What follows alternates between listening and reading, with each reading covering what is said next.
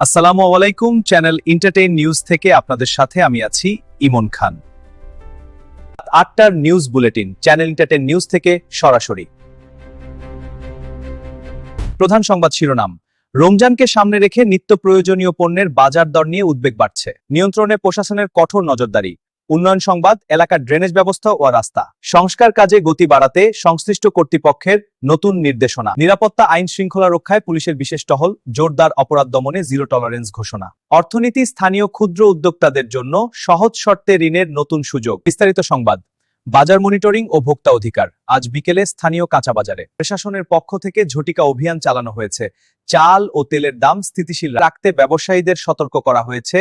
অতিরিক্ত মূল্যে পণ্য বিক্রয় করলে কঠোর আইনি ব্যবস্থার হুঁশিয়ারি দিয়েছে ভোক্তা অধিকার সংরক্ষণ অধিদপ্তর। জনদুর্ভোগ নিরসনে নতুন উদ্যোগ।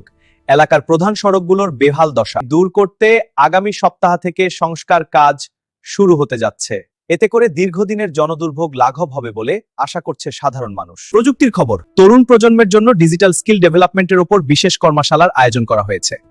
দেশের সবশেষ খবর এবং নির্ভরযোগ্য সংবাদ সবার আগে পেতে চ্যানেল এন্টারটেইন নিউজ পেজে লাইক ও ফলো দিয়ে সাথেই থাকুন। ধন্যবাদ।